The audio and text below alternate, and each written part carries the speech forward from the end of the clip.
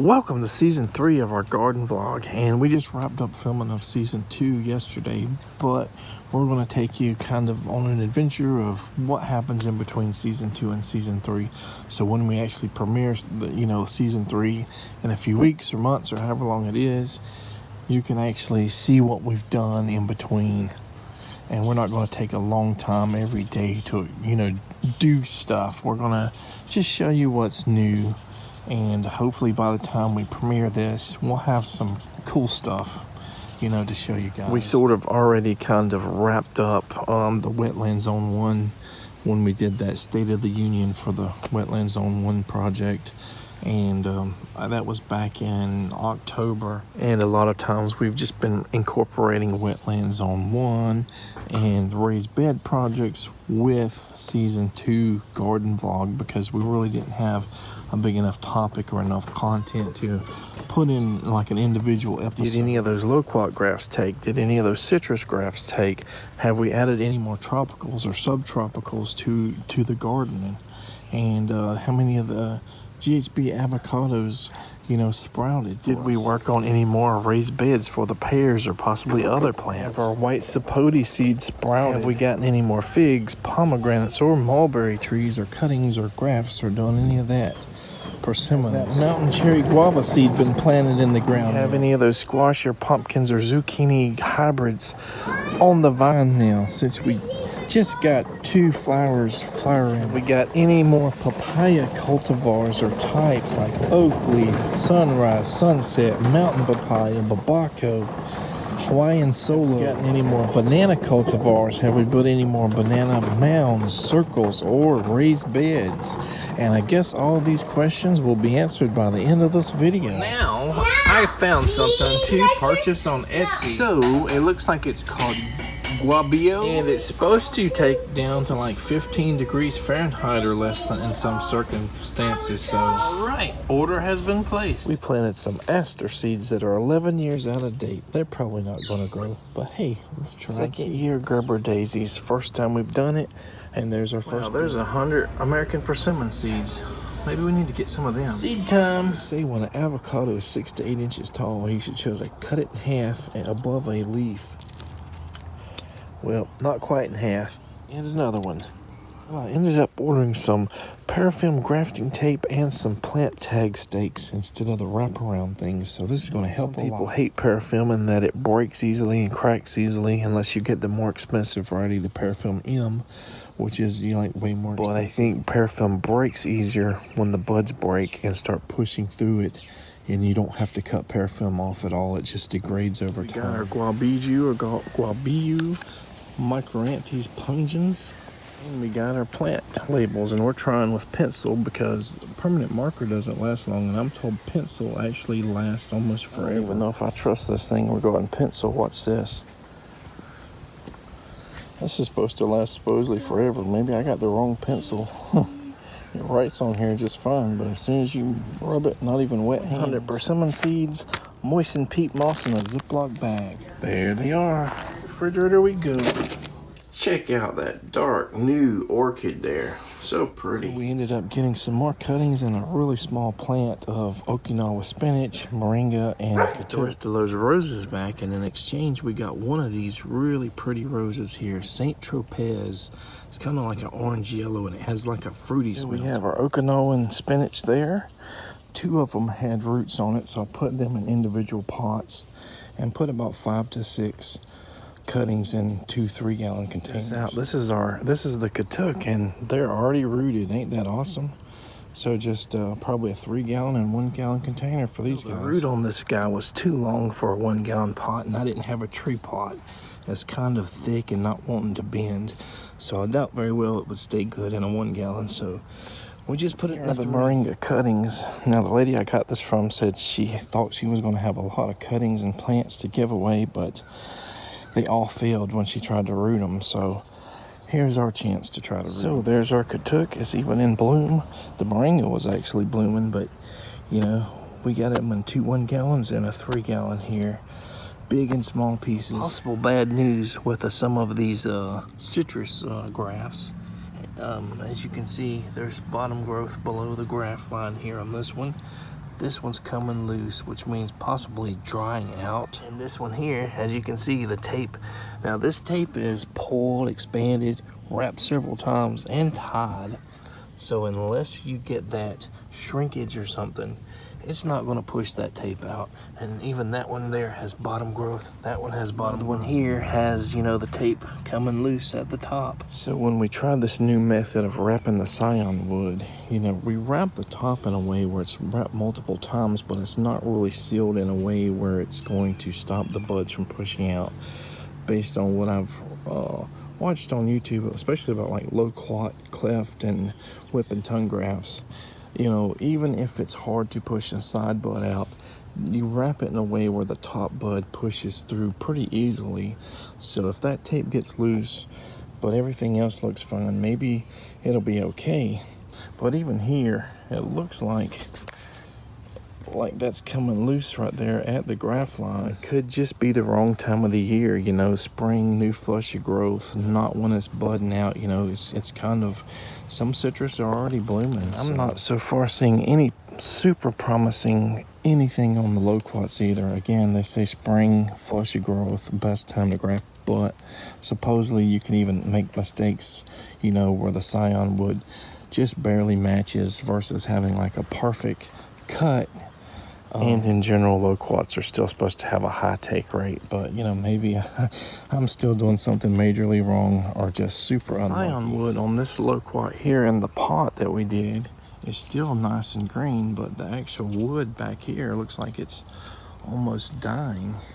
There's no green there. I wonder if we should retake that scion wood and put it on a different limb. So we regrafted it. Not many times do you have a second chance on the same scion wood, but it was already shooting some little buds, some little stems out of the scion wood here. So we just scraped the original cut, maybe made it a little bit longer just to expose some more green cambium layer, and just put it on a different branch, and we're going to see what happens. Here's a bad limb. I don't know if that's disease or damage or what, but I think we're just going to clip that guy there off completely.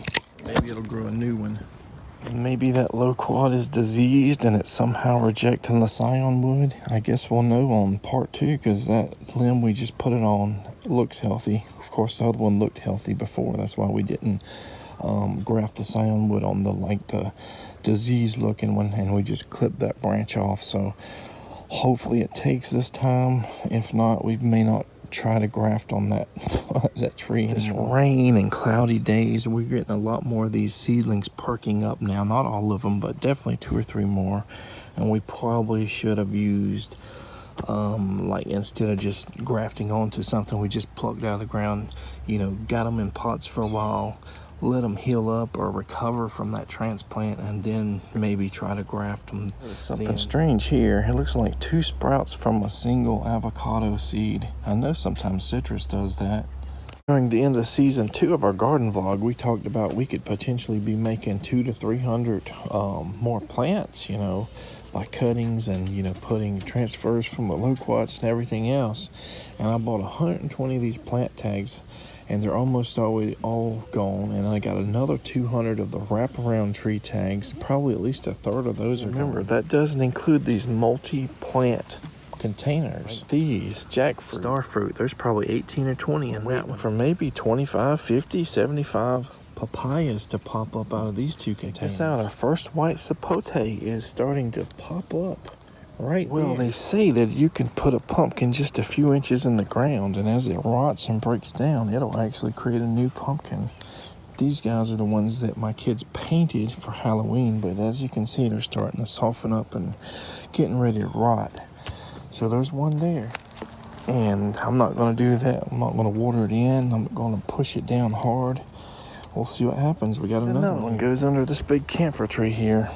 And we're trying to put them in places where they're not going to overrun, you know, our other plants. All right. And I also dried, you know, 1 little mini pumpkin's worth of seeds. I fermented them for like 3 days. Changed out the water every day.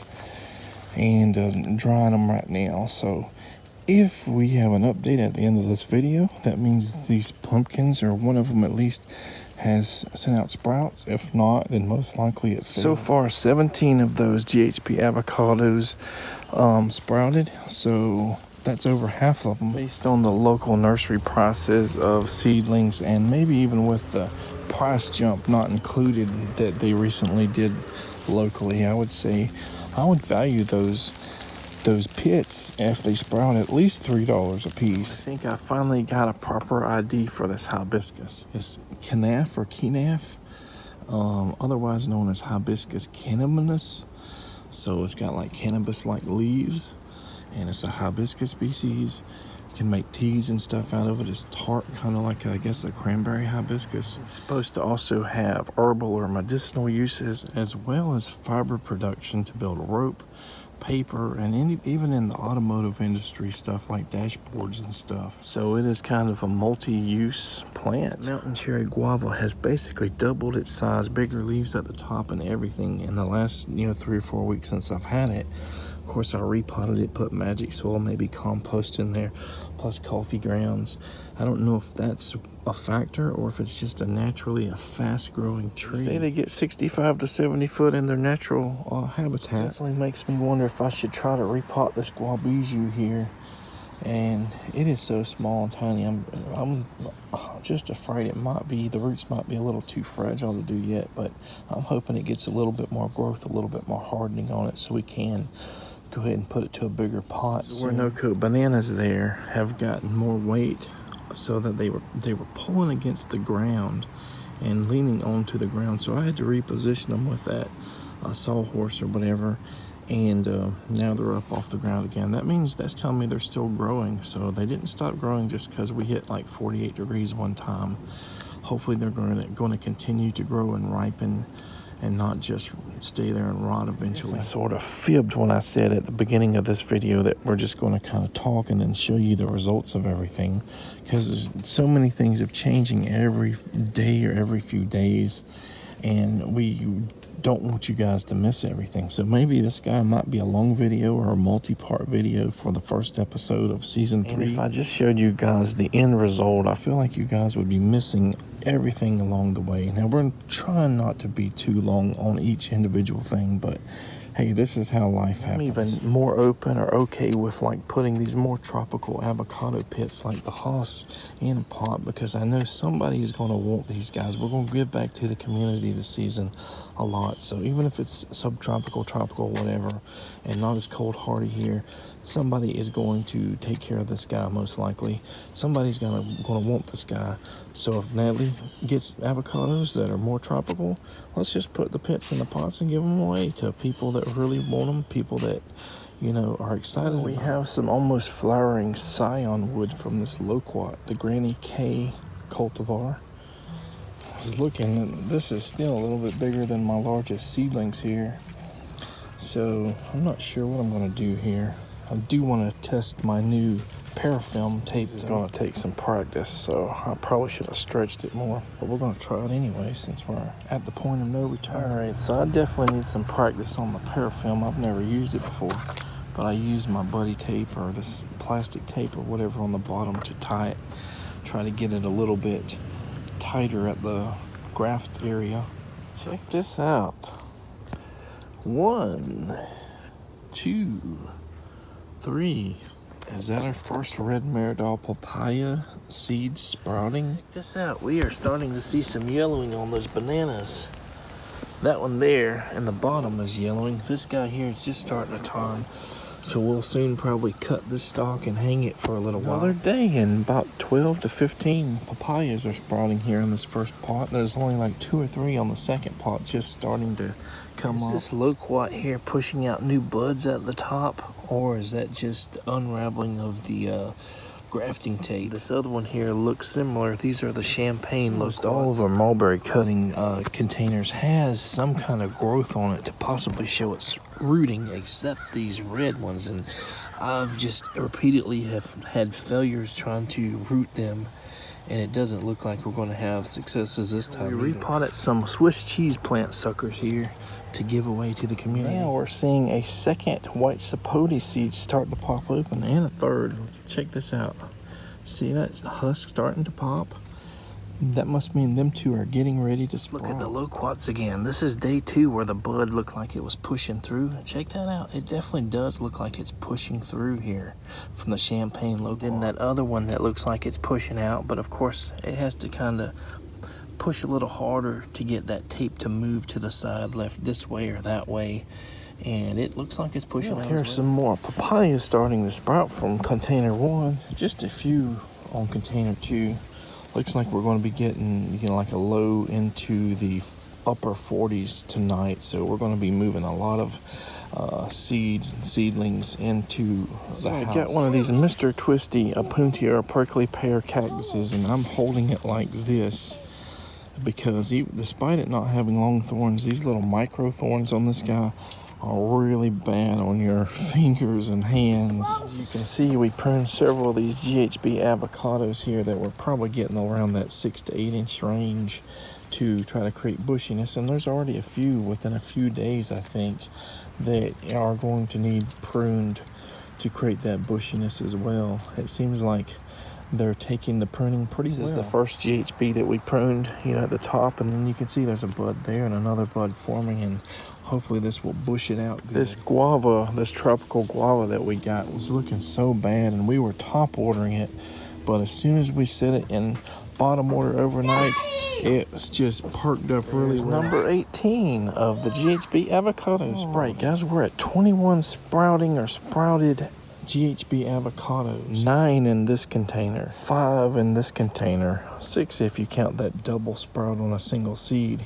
1 here, 1 here, 2 here and here, 1, 2, 3 here. We probably have about 4 that need to sprout left out of these 2 containers. And 3 more, 1, 2, 3. And if all of those sprout, that means every seed will have sprouted. These fantastic cross with Brazos Bell avocado seedlings took much longer to sprout, and we used fresh fruit from our very own avocado tree to grow these with. These GHB avocados, though, they sprout like crazy. So that Orinoco banana we just harvested bananas on, we chopped it up, and we're going to go haul this into that new banana circle, that mini one where the dwarf Nam was. One of the things I wondered was if I took enough root, would I have something that would sucker? But check this out. When we got there deep down, there's a sucker already forming. So we got a nice stump there as that decomposes. That'll hopefully feed this sucker, and lots of roots here to give. This could be giveaway, trade, some kind of material for something. I actually pulled the sucker off, and it had some amazing amount of roots. I put it in this grow bag, 3-gallon grow bag, watered it with rainwater duckweed, and then added some of the magic soil sprinkled on top of it. Did this piece here create any more suckers or anything? I'm not sure. But I can tell the base is pretty much ate up with insects. It kind of smells rotten. Maybe we'll soon just bury it in the ground somewhere and see if anything happens, because it does have some roots. You never know, there might be a baby sucker or 2 formed underneath all that mud. Another morning, about 52 degrees, and right there is number 22 of the GHB avocados that are sprouting. Actually, we're at 23 GHB avocados. And look right there, there's another jackfruit, maybe sprouting from the same seed. I don't know. We are going to try a new method of rooting figs and other things. This is an Atriano fig, and apparently somebody in South Carolina or North Carolina gets them before the frost puts them into dormancy. As you can see, it's still got green growth. And they also wrap the figs, or they dip them into paraffin, just, and wrapped just like a scion wood piece that's going to be grafted. And they wrap it up until about 1 inch below the soil. But let's see what happens. All right, it's wrapped. Now we're going to scarified a little bit. There it is. No rooting hormone is supposed to be needed. We're going to water it and put it in one of our white sapote seeds, and we've been soaking it for about 2 days, and it's already, I think the hole is starting to split, so it's probably getting ready to actually sprout. So we're just going to put it in a pot and put a tag on it, and we're going to try to get some of the seeds in individual pots, but a lot of them are just probably going to be in another 3-gallon or 2 3-gallons. But this is going to make it easier to give away or maybe set these specific ones back for possibly grafting later.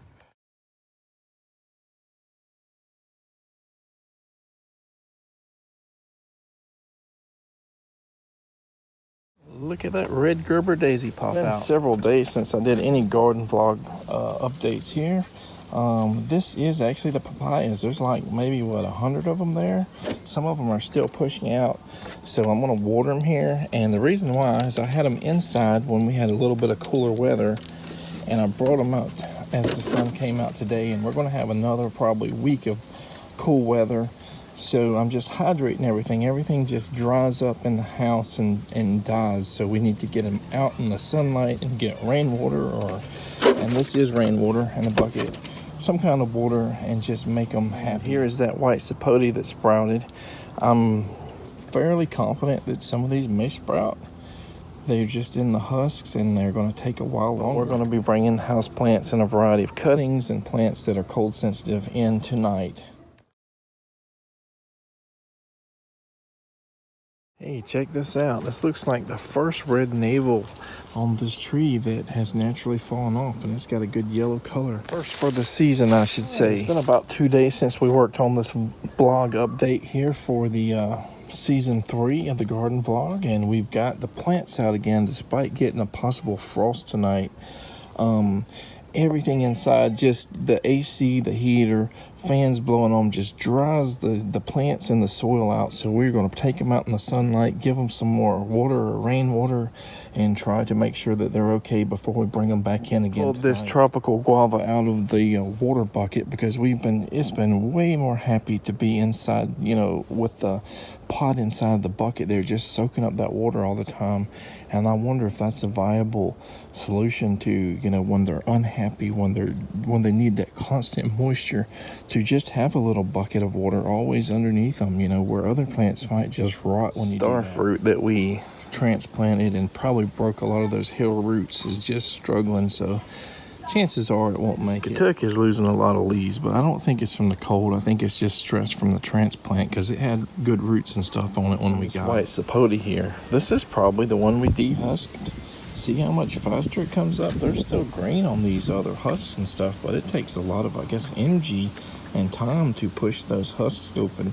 So maybe we need to dehusk all of them in the future. Avocados there shooting a little sprout up. We must have it upside down because the sprout's coming from the dirt instead of from the seed. Another avocado right there, just shooting a sprout. Here in this bucket's probably the last one to sprout, and I think that's 100% germination rate in this bucket. 2 here that haven't sprouted yet, so very close. It's probably still going to sprout. This one here has split. It's probably going to sprout. We probably got it upside down. So that is 25 sprouted, up 29 so far, and I think the rest are going to sprout.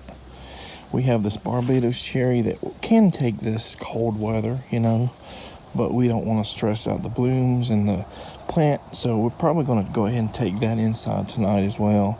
Anytime when it goes, below maybe 38 or so, we're going to just see if we can take them in. This pot of 2015 best elderberries. Most of them, it look like, have rooted, and they got a lot of leaves on them. Update on the champagne loquat. You can see it's leafing out. Number 2, you can see the leaves budding out at the top. Number 3, you probably can't see it from video, but there are some kind of budding or leaves possibly coming out there. Look at how brown that water is. All those tannins from those leaves and sticks falling in there for years.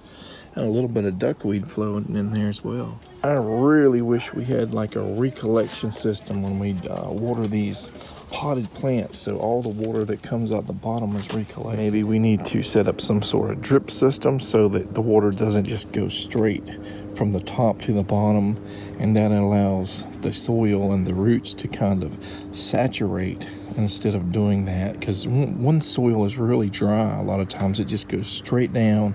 The roots don't touch the water for more than a few seconds, and that's it. Obviously collecting some of the rain, and when we have super rainy weather, there's too much water everywhere, but when we have a drought like last season, we need that water.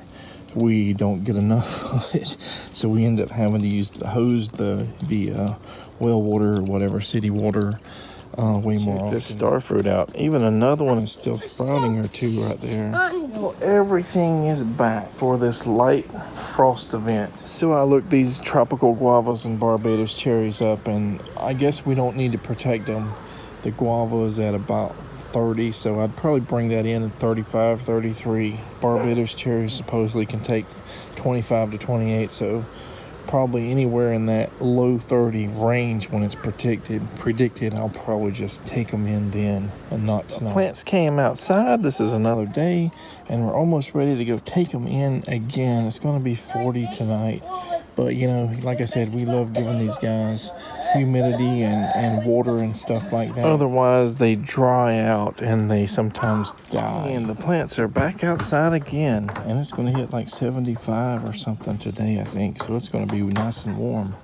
And we watered them with dehumidifier. So we have been drying these white sapote seeds here, and we just fixing to dry that one. It's still wet, but we got some here that really tiny seeds that have sunk, so that probably indicates that they're viable. This guy here we've been soaking for a while. It had a little bit of plumpness to it, but it's generally flat. We may just score it and then try to plant it anyway, but it's most likely not viable. 6 original seeds. The one we dehusked most likely is the one up. They're still green on these ones with the husks and all we see. So it's possible it'll still go ahead and sprout. But dehusking apparently is the best way to do it. This is the one from the fruit we got here that we planted with the husk on. And it already looked like it was starting to split just from soaking in the water for like 2 or 3 days or more. So we're going to try to dehusk the rest, but I think we got between 16 and 18 potentially viable seeds from these fruit we got. When you dehusk these, you almost always scrape with a razor or knife this area here, but the other one sprouted pretty fast, so I guess it won't hurt it as long as you don't go too deep. Here we go.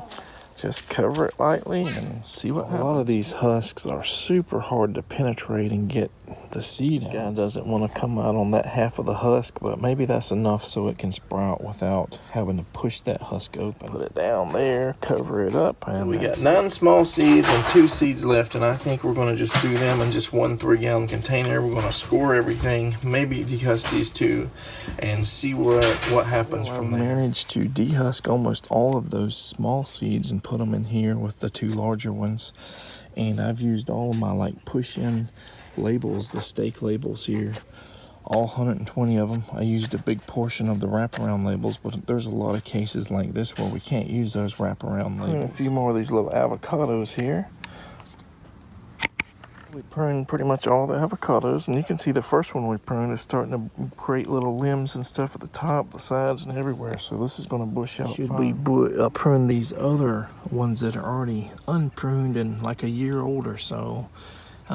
If we wanted to multi-graft maybe, but I think I'm not even going to graft them at all. Maybe I should just prune them to make them more bushy anyway before we plant them out, maybe next year or the following year. Funny about these, our Mexican avocados are supposed to have that licorice or, you know, anise smell. Only this one here has it. This one here doesn't, and I know at least 2 of these are those Mexican ones. This one may be showing a little bit of less cold tolerance, so that may not be a Mexican. I actually got a little interesting bit of information from somebody that had been growing Mexican avocados and maybe hybrids and maybe even tropical ones for many years, probably going on 30 years or more. And he was telling somebody that Mexican avocados actually can produce fruit in 8 years versus 10 to 14 years. And ones like Hass often take 14 years or more and may not ever produce fruit. That's kind of good information to know, because it takes just a little bit more than half of the time with the Mexican avocados than with like the Hass and the tropical avocados to produce that fruit. He also mentioned that Mexican avocados come close to being true to the parent tree in a lot of times. So there is a little period of time when the male and female flowers are transitioning where the pollination occurs on the tree. So it's being pollinated by itself in that period of time. Plus, most likely, you're pollinating in other times with superior avocados. So you should have generally really good genetics, you know, pollinating those female flowers. The plants have been brought out again, and the load tonight is only 58, so I think we're going to keep everything outside tonight. But it is the 26th of November, 2 days before Thanksgiving.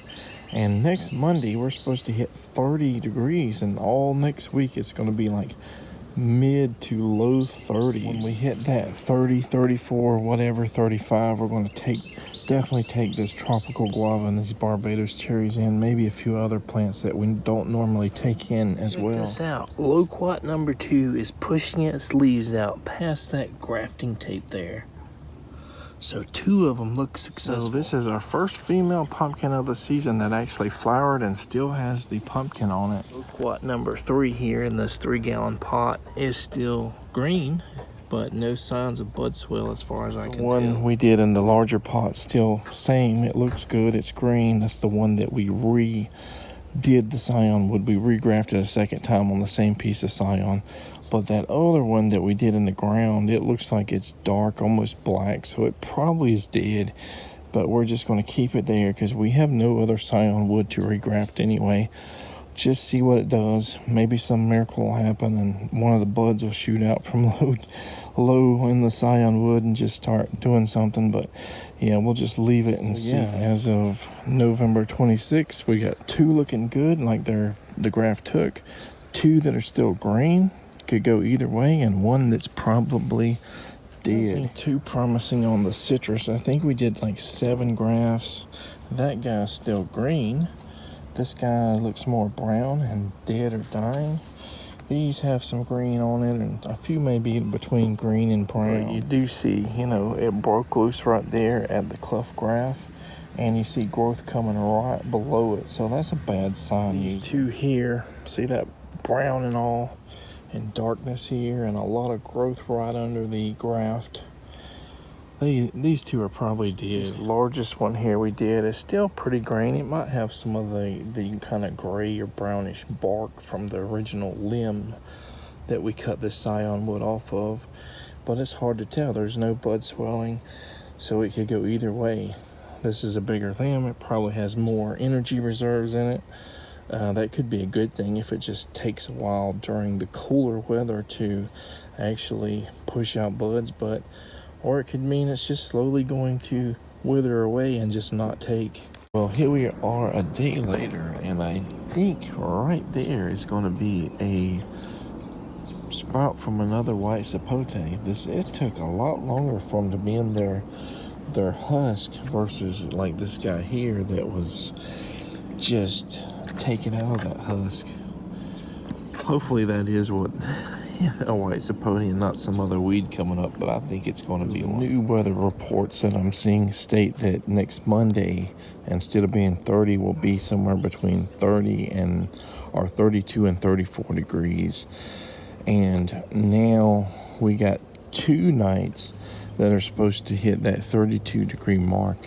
Who knows how long, but that is the temperature of freezing. So we're going to take all of our jaboticabas in as well for that. I think the sabaras, a mature tree in the ground, maybe in a microclimate protected in a shady area, wet area, whatever, can handle maybe 25 or less. But a seedling, 1-year seedling that is in a container, probably not a good temperature range. It would probably have a lot of defoliation even if they survive. I really don't like having to bring this many plants and cuttings and seeds and stuff in the house, in the wintertime. So it would be really nice right now if we had a greenhouse just for all the semi, subtropical, tropical cuttings, tropical seeds, stuff we're trying to do. And including some of the bigger plants like the guava, anything that is subtropical, that isn't in the ground, that is cold sensitive. It's another day. It is Thanksgiving, and we've been looking at these loquats, these 3. We know these first 2 in these 3-gallon pots had already started budding out and leafing out.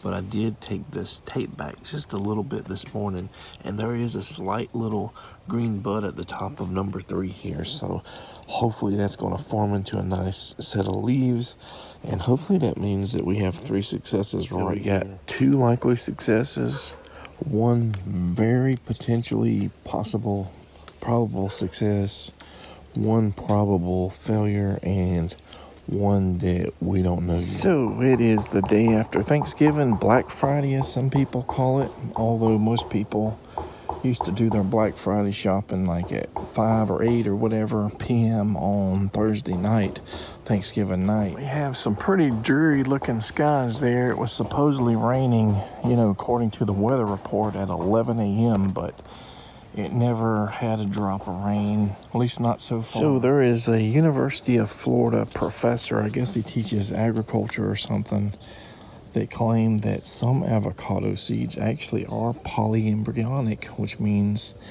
they can sprout genetic clones, and sometimes multiples, not just one or two. I think I read on Google that sometimes polyembryonic seeds will have up to like 8 sprouts on them.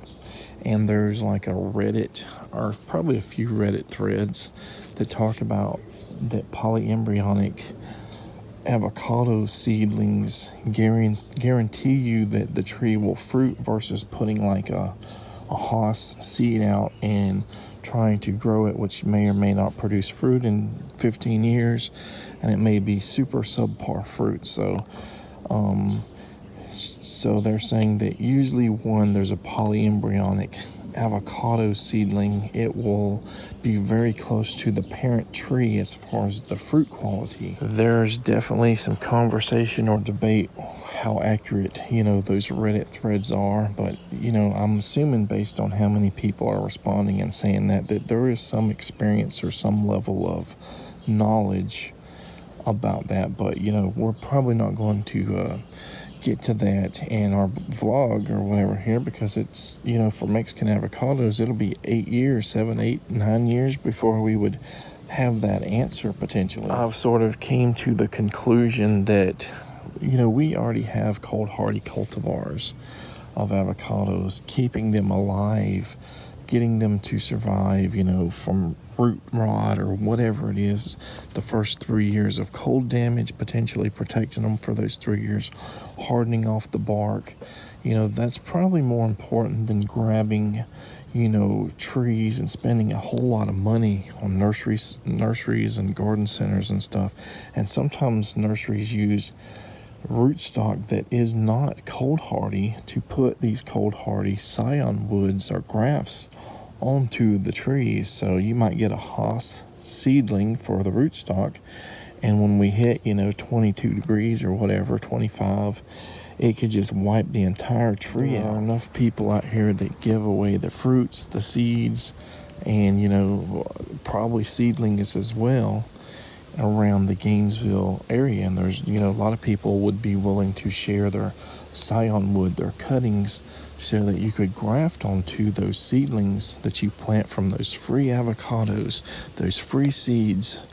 And if you have that success, if you get them to grow, to 3 or 4 years old, and you have it at least a year or two in the ground, graft it, and you already have improved cultivars by doing that, and luckily we just have access. If people know where to search, they know who to talk to, they have access to most of that stuff for free. It looks like our Suriname spinach must be rooting. They're throwing out some new leaves on some of them. Some of them never drop their leaves when we put them in here. Some of them are coming from the bottom there. Some of them probably did die. But we are bringing a lot of the plants, and we'll be bringing more in tonight, tomorrow, whatever, than we have brought in before, because we got like a week or two of really nice cold weather and possible freezing for a couple of nights as well. So we're going to be bringing probably all of our jaboticabas. We might keep one or two out just to see how they handle the cold, but for the most part, we're going to bring probably longevity spinach or Suriname spinach and everything, and chaya, and just to protect them, make sure we have rootstock and stuff, mother plants or whatever, for our next season. And as soon as I watered these plants, it started sprinkling 2 hours late, but now, maybe it'll make these plants a little bit more happy anyway, I guess. Well, it's been a pretty rough 2 days plus for me, and especially for Natalie, because after we had our morning, afternoon turkey dinner Thanksgiving yesterday, Natalie was wanting to go to her mother's house, and she had been on prednisone for a really high dose for like two days or so, and highly emotional, highly upset, plus sick as well with her exacerbated asthma, possibly a respiratory infection as well. She went to the ER. Add that with the fact that Natalie is already kind of highly excitable and gets upset pretty easily anyway. And every time I've tried to come out here and like film, and I've did a few things or tried to do a few things here, breaking up leaves for the cold weather to kind of pour around the base of a lot of the plants and stuff like that. I've got some water buckets, water barrels around some of the papayas and the jackfruit and that mountain soursop, and gathering up plants. And I put a little bit of pine needles and stuff around that new dwarf Namwa banana. We got pine needles down on this lemon guava. Even have our old fermenter barrel here. We're filling up with water here. It's kind of nasty, but maybe we'll find something to put on the top of it so it helps with keeping that temperature up. We filled one of our extra feed buckets here full of water, and so there's avocado there and a sugar bell tangelo over here to help try to dissipate that heat over a slower period of time as we get these frosts. We're doing the same thing with our papayas there. So basically black barrels are the best. They absorb a lot more heat, and having a close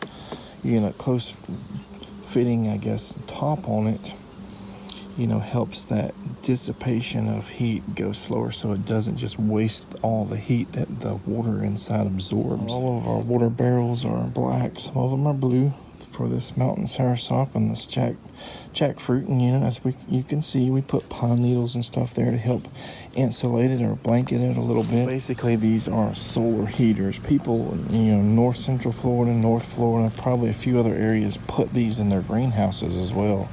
And a lot of times the plants at the outer closest to the wall will get very close to that freezing temperature. They may get damaged or die.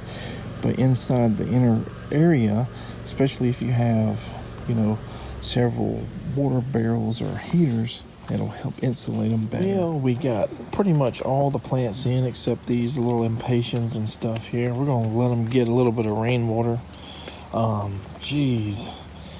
I probably spent 3-4 hours since yesterday getting those pine needles and leaves and filling up water barrels and getting the plants to this ramp and porch area, and then getting them from there to inside, and then kind of organizing. May have even been 5 hours, I don't know. I gotta kind of rethink this thing about giving back to the community and propagating so many 200-300 plants or whatever, and that doesn't even include what's outside that's cold tolerant, at least until it just makes me want to get a greenhouse so that it's a little bit less work to do all this. It is the next morning, and we personally, right in our little area, did not get as cold as they were predicting. I think it got to 38 maybe for a couple hours. But there are some areas like maybe a little bit north or northwest of Gainesville where people said they had frost. Their personal weather station said it was like 29 or 30 degrees, which that's kind of strange, being, maybe 40 or 50 miles from here. There would be that much of a temperature difference between here and there. It could be that there are just some microclimates in these areas that are they just dip below. We always talk about microclimates as, it's a little bit warmer because this area is shaded, this area is a warm part of our yard, it's protected from maybe the north winds and stuff like that. But I guess there are microclimates that are also cooler. Tonight's prediction, I think it went down from 35 or 36 to now 34. So we probably will bring in this guava and this Barbados cherry. Tuesday night, we're still going to get that freeze, possibly 2 days of freezes, a few more days of frost maybe. But we're going to sacrifice these guys here just to see how this takes that 29-degree event. Sorry, kids rushed out screaming, fighting over toys, but this is a Sabara Jaboticaba, and this is a red hybrid Jaboticaba. These generally are supposed to be less cold tolerant. We're going to put these both out And, you know, for these little frosts, these couple of days of freezes, including the Tuesday night when it's supposed to be down to 29 degrees, and see if these guys survive or how they handle that, you know, as a year-old seed. Just bottom water these guys, and then when they get nice and soaked up, we're going to put them right over here where we had the red hybrids already that we moved them all out and put them inside, but this is pretty heavily shaded here, so if there's a drought or something, it's a lot easier to take care of them. This is where we're always shooting this kind of area, you know, when we're just talking. So I'm trying my second or so attempt of rooting a root sucker from a pawpaw. This is the Tennessee seedling. We got quite a bit of root from it, and it's just a small sucker there, so maybe not. Check this out. This is that female pumpkin that was in flower about 3 or 4 days ago, and we can see that's probably the first successful pumpkin fruit that I've found, at least. And it's full of female flower buds that are forming, so there could still be some stuff that's, you know, even bigger than that we just haven't seen. They're just so good at hiding. Well, the newest weather report just said it's going to be 32 tonight, so that's the freezing point. Looks like we may have 3 days or so in the freezing this week alone. There is definitely a pink sky out there, but yeah, our temperature predictions are up, down, up, down, up, down. And I've sort of did the best I can do with the time allotted and the stress factor of everything. And the kids are highly stressing us out as well, wanting a massive amount of toys. And unfortunately, Natalie borrowed a lot of money last year from her mom to buy Christmas, and she went way overboard. That's just our porch light that just kicked on. She went way overboard, so the kids really don't seem to have a grasp on what Christmas is about. So there's going to be a reality check. You know, hopefully no one borrows any more money to try to make these kids happy, because they broke and lost pieces to most of their toys within a couple of weeks. And I usually use Black Friday to shop, and I just have not found enough decent prices on things, and just some of the things they're just not on sale that I would want for my kids. And this is like the worst Black Friday ever. Last year wasn't that great.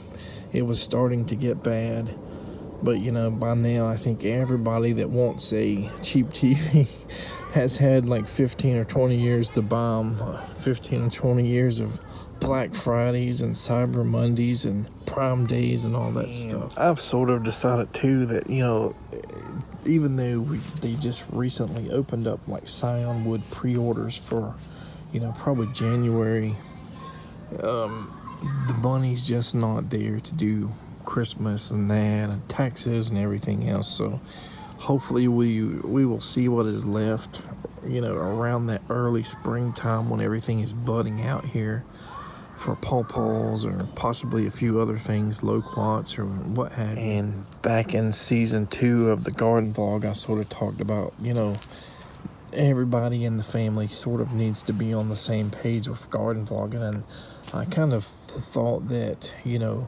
going ahead and ending season 2, you know, because it seemed to be stressful for Natalie, was a good idea to take a break and, you know, just every day or 2 or 3, just film just a tiny amount of updates and information and stuff. But it seems like even with the break, things aren't really getting better. Natalie got some pretty not so promising news about her eyes at the eye doctor as well, and we got to go to a neuro eye surgeon or something like that to see if they have any ideas. I think that's in January, or maybe it's the last day of December. Well, I went ahead last minute and decided to take all 3 of these larger avocado seedlings inside, and I'm pretty sure, based on seeing how stressed this guy here is, he hit like 37 and maybe 38 in two nights, and see how it's like drooping down versus these other 2, that's probably just a hoss there. So it's the next morning, and we actually got a lower temperature. It hit 30 Fahrenheit this morning, and I was looking at the one of the local small airports, they hit 30 like at least 3 times, you know, and they do it in like 15-minute intervals or something. So it was bouncing between 30 and 32. On our little wheelchair rail here, this was full of just a little shimmer of like frost. You know, it wasn't like super iced up or anything, but you could see the kind of shimmer in the sun, and it's already defrosted. Some of the little grassy fields that were in more open areas than most of our yard, you know, neighboring properties had, you know, that white covering over the grass and stuff. In Lulu, Florida, I guess it hit 27 degrees Fahrenheit according to the weather report, and there were some people in or around Gainesville, somewhere in the vicinity, that had private weather stations that said that it hit 25.5 Fahrenheit, which is strange because this place should be colder than most anywhere in Gainesville.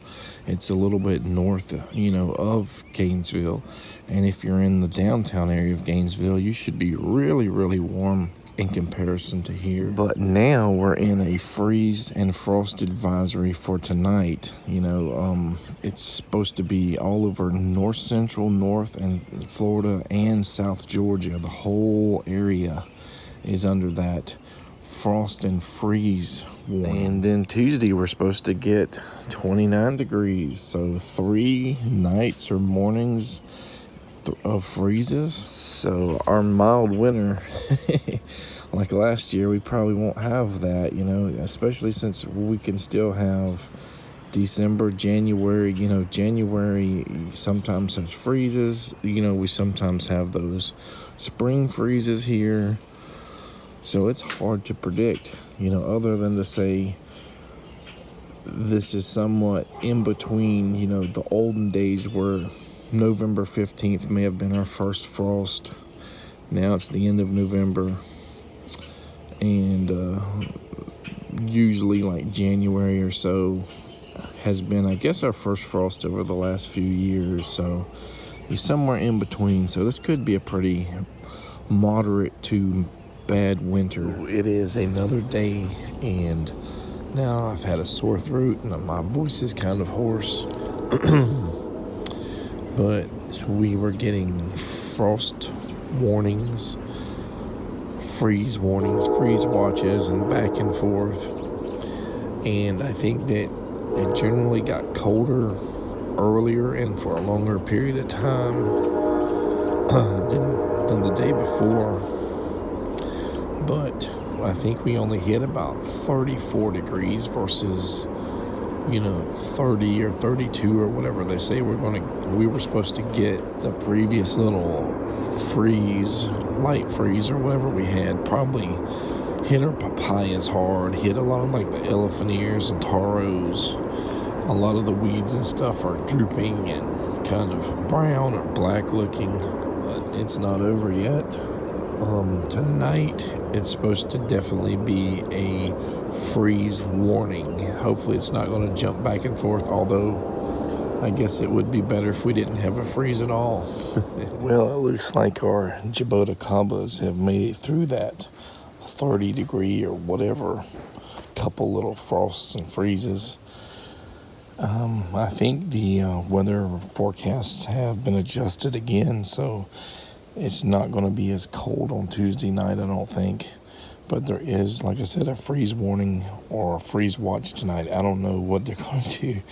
Hopefully it's not freezing. This taro definitely looks like it's melting from a couple cold nights. And like I said, you know, most likely this will die to the ground anyway. Almost every year, the taro and the elephant ears just die, you know, in one or a series of frosts or freezes. Mountain soursop is definitely probably going to lose these leaves, but the one closest to the water barrel, those leaves are a little bit greener, so maybe even if the top dies down, we'll get some kind of protection from it.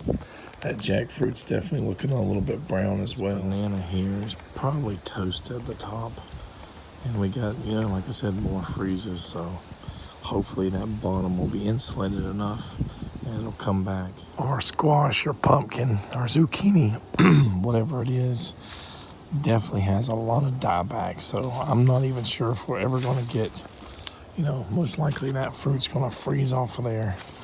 We may not even get any pumpkins this year. I guess what has the highest potential of death would be the papayas, maybe that mountain soursop, maybe that jackfruit, and our avocados. Possibly that pumpkin too. I'm probably most concerned about the avocados. We got 3 in the ground. Probably the mountain soursop, even though it was experimental and we knew that it could potentially die the first winter. But it is a mature plant that has already flowered. Possibly went last winter, even though it was milder outside, and it survived. And also that jackfruit, you know, because I've had it for quite a few years. You know, it's died down and came back. And it'll probably come back even if it's from the ground. But, you know, I wanted it, that kind of faux south wall there, to kind of protect it more. And looking at the leaves and all of that mountain soursop and seeing how much, you know, cold weather got it, I'm kind of thinking it didn't work there. And of course that banana is also another one, but that wouldn't be that big of a deal. It was only like 15 or 20 bucks. Yes, I should say I'm sort of moderately worried about the citrus trees that we planted in the last, you know, less than a year in the ground. Hopefully those raised beds will be creating enough heat from the bacterial, worms, and fungal activity to kind of protect the roots, and hopefully the grafted area hopefully make it warm up a little bit higher than the ground there. Surprisingly, I've got one of our red mulberries leafing out here. Hopefully that's a good sign, but I've never been able to successfully root a Morse rubra or red mulberry before. Lots of white ones. Well, let's see, another day again. And this morning I woke up about 6:30. By 7 I looked outside, and one of the shingle roofs in the neighborhood that's normally black was almost solid white, just in, you know, dew condensation, just freezing a little bit on the roof. There was, you know, definitely some frozen leaves and stuff this morning. But we asked Alexa, you know, it was like 34 to 36 degrees. So maybe she was wrong, or maybe it was just a light frost and not quite what they call like a hard freeze, which is usually like 32 degrees and lower. Jabota Cabo still look good, but tomorrow or tonight we're supposed to get down to 28 degrees. It's been going up and down, 29, 31, 34, the predictions. So somewhere along 28 degrees between, you know, freeze watch or freeze warning in effect between 11 p.m. Eastern Standard Time and 9 a.m. So a good several hours, and at least another predicted day in that 30 degrees. So it may be a week or two before we get out of this 30s and 40s and 20s, or we may just continue to keep going in it and get even worse.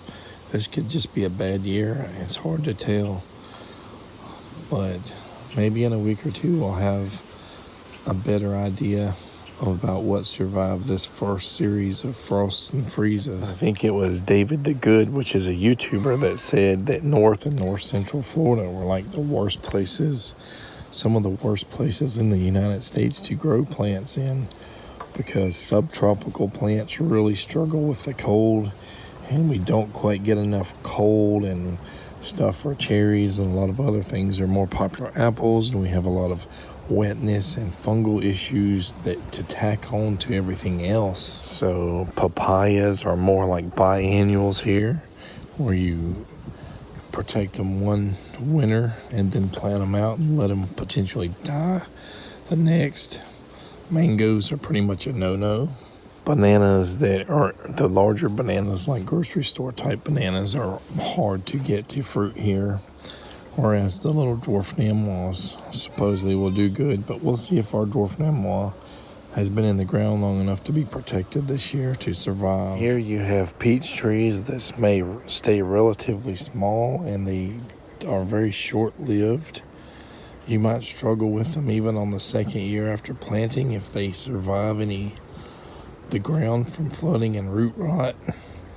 Whereas you can go like up north a little bit, like Virginia, and peach trees supposedly are all over the place and huge. Just big orchards full of peach trees and probably a lot of apples and everything else. A lot of my cassava sort of already started melting at the top from these, 30, 33, 35 degree frosts. And if I had more room, I probably would be saving the top canes and bring them up. I can't hardly talk because of this hoarse voice and cold or whatever I have. Let's try again. So I talked earlier about, kind of wanting a greenhouse or something because of all the work and all the space it's taking inside to bring all these plants in. But, if we had another 20 or 30 cassava plants, that's just way too much stuff for us to try to take in. But yeah, if we had more space and I wasn't trying to propagate so many things for a lot of it for, to distribute to the garden community locally, then I definitely would be probably topping all the cassava off now, if not before these little frosts already hit us and trying to root them. Now they say that cassava will survive to about 25 degrees, so as long as we don't get like a 25 degree frost, they should come back from the ground or somewhere between the in the ground and wherever the frost hit the lightest, I guess you would say. It was another cold night, and this is a nice sunny morning, afternoon. But just having this Barbados cherry in that house for like 2 or 3 days, just with the fans and heater and all on, it just dried it up. So now we're bottom soaking it, trying to save it. This is what is so bad about not having a greenhouse. Well, early this morning, the forecast said it was going to be a low of 39 Fahrenheit tonight. But they changed it a few hours later to 34. So I was planning to take some of these plants in, but not all of them. But most of them, I think, are going to have to go back in the house. Yeah, that is just too close to that 28 to 32 degrees that is beyond what I'm comfortable with these Barbados cherries and a lot of other things. Well, I got most of the plants in that I'm taking in tonight, except some that I'm bottom watering here that look just pretty bad. Now, you might think that when you're trying to protect something for the winter that you're just protecting it from cold weather, but when you take them in the house and you have fans and AC, heat and everything going, you're dehumidifying the whole plant. So I mean, I'm pretty sure I'm going to have more losses from this year from the dehumidification process. Some plants get stressed in 24 hours and they look terrible. Some of them would be dead in 2 to 3 days without intervention. And I think, some of them do okay, maybe for 4 or 5 days or a week at a time, maybe more. But a lot of them just do not do well. And we're probably going to have a pretty nice chunk of losses. Now, if you have a small amount of plants, you probably could just put them in a bathroom. And when you take your showers once or multiple times a day, all those plants are getting a lot of that humidity back, a lot of that moisture back that's being sucked out of them and the soil when, the heaters and AC and fans are on. And this is probably one of the biggest reasons why so many subtropical plants are brought in from South Florida, even in places where they're south of the growing zone, where a mature plant would be safe maybe in the ground or a microclimate. They can mass produce these plants, in certain areas pretty much year round. There's a city called Apopka in Florida that is near Orlando that does a massive amount of plants, and most of the nurseries here get their plants from there, unless they're even more tropical than that. then they may be going and getting stuff from like Miami. Surprisingly, there even is a tropical orchid breeding facility here in north central Florida, but it is in a greenhouse, controlled humidity, controlled temperature, and everything like that. And don't get me wrong, I talked earlier about, north and north central Florida being bad growing areas. There's a lot of things that will grow here, but if you subtract the things that will grow south of here and north of here with everything else that grows south and north of here, you have a very minuscule amount of edible stuff that is, specific to this area. Maybe nothing. If you want elderberries, you can grow them all over the place. You can grow, into Canada. You can grow into Europe and Scandinavia. If you want pawpaws, there are some native pawpaws here. And I see them in cow fields and stuff. But you can even go farther south into like Central Florida and find native pawpaws. But what most people are after are the northern pawpaws. Northern tropicals is what they call them.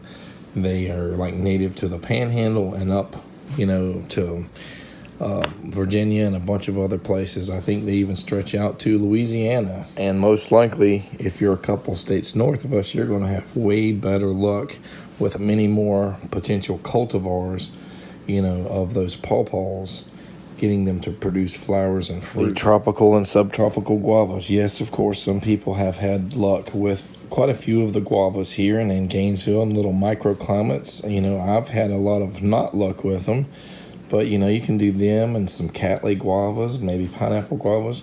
But guess where they're going to do much better, and you're going to get a better selection of different types of tropical guavas down south. We could still get a wild freeze, one year and just knock out those Cattleya guavas like they were nothing, and especially those tropical guavas, Thailand and stuff that people are growing here and there as well. Jackfruit, they may be hardy to 25 or so degrees once they're established, or that may kill the top, and then come back from the bottom. And guess what? If you have a grafted jackfruit and the top dies, you lose your grafted plant and you're on a seedling. And if it gets that cold, it could get cold enough each year to keep making that tree die back and making it not flower, not fruit. So you may have a tree that lives 10, 20 years or more, but doesn't ever produce. And that's a problem some people have with those dragon eye fruits, longans.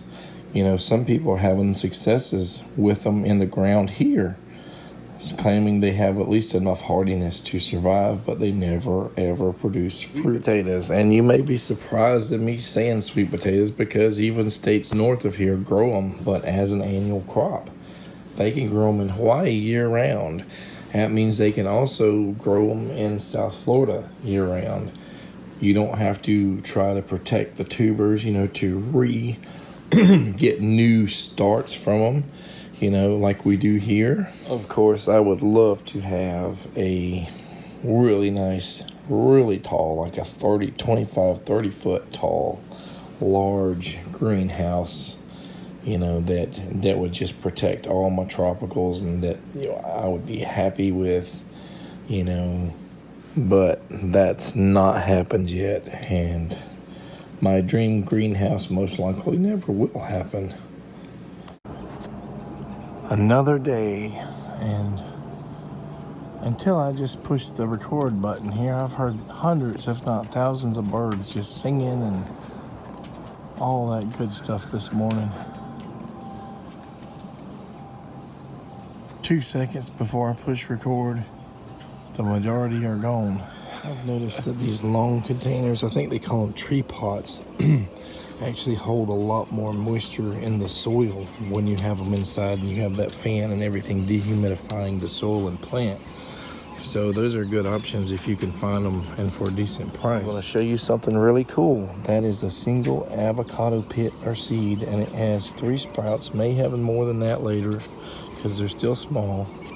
This means that this seed is polyembryonic, meaning that there is a clone or multiple clones of the parent tree in here, and possibly one that got fertilized and that isn't a clone.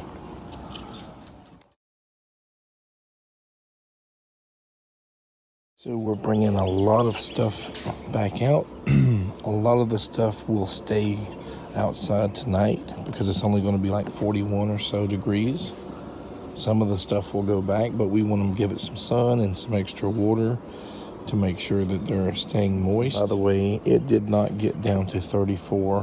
It got to like 36 or 37 last night. So, you know, we probably could have kept a few of the things outside that we brought back in. Good news is this Barbados cherry is already perking up. You know, it wasn't perking up last night, even though we soaked it all day into almost the evening.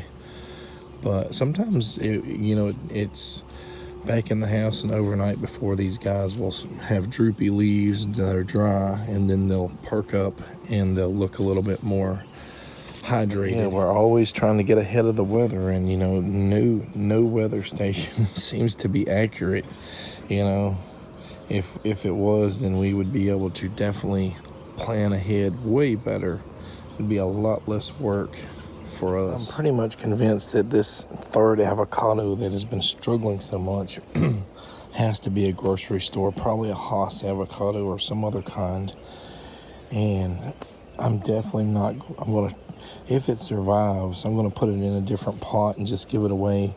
But I'm not gonna give it that air pruning container, which is worth $8 or $10 or more, with a tree that it probably has very little value. This little guy here, he was left out by mistake last night, so he took about 36 or 37 degrees, and it's just a very small avocado seedling. Maybe we're gonna take one and just do a sacrificial seedling, just like we did with those jaboticabas, and see how much cold weather they can take. And I just topped this guy here. All right, this is gonna be our sacrificial Mexican avocado, which has been pruned already, and you can see it's bushing out. Probably do multiple prunings if it survives, in the next year or two. Now they say that, different Mexican, already had a UPS driver delivering a package.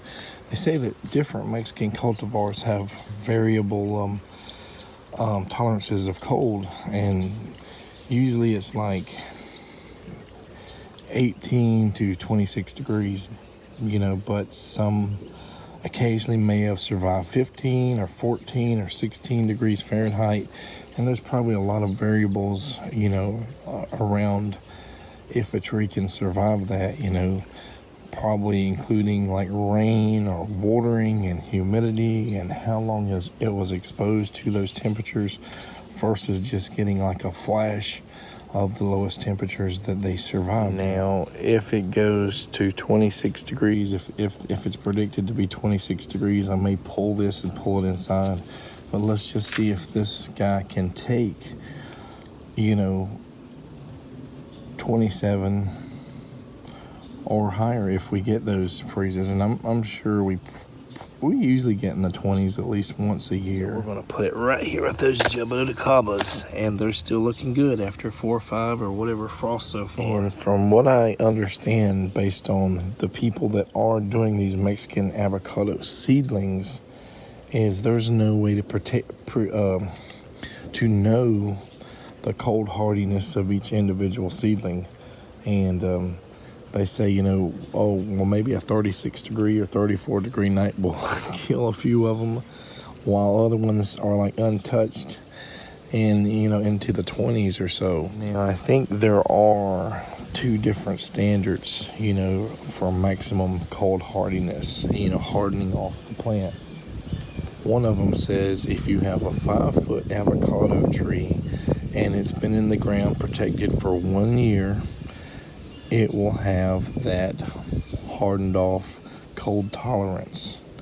Another one says 3 years in the ground, it will give it that hardened off cold tolerance. And I did not really plan to spend all this time worrying about this winter stuff back and forth, bringing things, hours and hours being spent bringing the plants inside, outside, trying to make sure they have moisture, bottom watering them, top watering them, trying to make sure they don't dry out. But this is reality. Is you know, you can't really fight Mother Nature. Out of all the moringas I got, I have no signs of, I've seen no signs of rooting, but this one was a little rooted piece, and it seemed to have died pretty quickly. But right there is a little sprout from the bottom. It was a little bit dried out this morning, so we bottom watered it. So hopefully we'll have at least one moringa, but this is a tiny little booger. Well, we are in another morning here, and it was supposed to get to 47 this morning, but it got to 55 when I woke up, and now it's down to 51. I guess the wind is just bringing that cold front in, and we're under another freeze warning. It's supposed to be 31 or so tonight. So we're gonna get to see what that little baby avocado there, how that handles 31 degrees, I guess. I'm still sick this morning and last night. A lot of coughing, some lung pain. But, you know, my voice isn't quite as hoarse as it was 2 days ago. Took this tropical guava here out of that bottom watering container so it can dry for a few hours before I bring it in and just have it just get it all over the floor, that wet, muddy stuff. And I'll let some of that container's drip water this Barbados cherry a little bit more before we put it in. I did not want to bottom water this one this late because it does have a lot of roots coming out of the container, and that would just make a big mess all over the floor. I think I'm going to wait a little while before getting any more loquat scion wood, because I think just wintertime, you know, that we don't get that flush of growth like the spring flush or whatever. And a lot of buds, even though a couple of those scion wood pieces still look alive and green, they're not really pushing any leaves out. So it's probably, I know you can do winter grafting on them based on everything I've read, but but they seem to do better in the spring. You know, I think we're going to start taking the plants in pretty early this morning, and even if I don't get them all in, you know, in one go, one round, you know, and the main reason is we got a nice little drizzle of rain for a few hours last night, it seems, and everything is moist, saturated, and should be happy. So we don't have to water everything other than what was already being bottom watered. In my mind, this carambola or starfruit is dying, but you know, it's holding on a little bit, and I'm just hoping that it'll hold on long enough to recover. You know, we did not get any of the hair roots or anything. It was just so far into that raised bed, into the ground, that we just could not get the roots. So we just basically got a single taproot that probably broke off at the tip and has zero of those hair roots. So let me show you guys something. There's 2 more white sapotes that have sprouted. And I think one of them was already sprouting on the last update, but there's definitely another one, a third one. I forgot to bring my wagon in with the jaboticabas and I think a Swiss cheese plant there. Hopefully the jaboticabas will do okay. It hit 31 for a couple hours. Hopefully the Swiss cheese will too, but we'll see. Some of our elderberries, our ever-bearing elderberries failed, and it's just a good thing that I wrapped ever-bearing 1 with this just a little piece of plastic to show me that this is 1, this is 2. So nothing here, just rotted wood. We got some more cuttings of ever-bearing number 1, and we're just going to stick it in there and put that plastic over this piece and push it in the soil, and that's that. We're going to see if that guy roots us. Now, ever-bearing 2 failed in these 3 pots, so I need to go get some cuttings, 3 cuttings from ever-bearing number 2. As you can see, ever-bearing 1, there's good, 1 there's good, 1 there's good, 1, 2, and so we got an Illinois ever-bearing mulberry that failed there, as you can see, or maybe not. I've got sun glare in my eyes. That's just rotted there. So let's see if we can find another cutting to try again. Attempt 2 here. There we go. Hopefully we have some luck this time. Trying to do this wrapping the cutting method with these figs here, like I did with this other guy here. Still green. Hopefully it'll root better that way because it doesn't lose moisture, or at least not as much when you wrap the cuttings. And this is the first year we've tried to do this. So we got 3 more of the Deanna figs, and we got LSU Gold here. It looks like our Haas avocado has finally perked up a lot, but of course it's already got faded colors, possibly like tip death or damage. So, you know, there's nothing we're going to be able to do to make it more greener and all that, but the leaves have actually started to kind of come straight out, perk up, just from bottom soaking it and keeping it in the warm and making sure it's nice and moist. Sad news about that loquat graft that I put in the one growing in the ground. It had been looking awful dark lately, so I kind of unwrapped the bottom area where the graft was and confirmed it. It's black, it's dried out, it's dead. I'm taking these plants out of this area where I'm going to put the Christmas tree, and I'm putting my finger in the soil to make sure they're moist. If they're not, they're going outside to be watered again.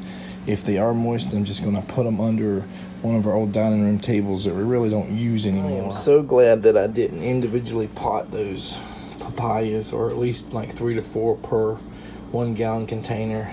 This is a lot of work. Probably only a third or so have a lack of moisture in their pots, so we'll go ahead and water these guys. Guajibu, whatever you call it. Right there's the Latin name. We are going to go ahead and just put it in maybe a gallon pot. You know, I know it's still small, but we really want to get some growth on it. Let's put some magic soil compost or whatever in there. Maybe like a little time release fertilizer, pellets or something. All right, we got our compost here, where we got our magic soil on top, and we got potting soil, and we're just going to kind of hand toss it. Then we added a little bit of peat moss, and we hand tossed it again, and that's what it looks like. I decided just to use one of these long tree pots. Hopefully it'll go from here and grow straight to, you know, being buried in the ground soon. We'll see. You see, we got some of that slow release fertilizer there, and now we're going to use rainwater here just to water it in. Well, I'm pretty much done doing a light watering for all these dried up pots. Now we just check out this moringa, and I am anxiously waiting and seeing if any of these guys ever root. They're still green. And this guy here, I think the little green sprout on this moringa is starting to grow a little bit, but it's kind of on life support. It looks so bad. The katuk that we got, you know, it initially lost, I think, almost all of its leaves, but it's still looking green. It's got a little bit of new growth on the tips.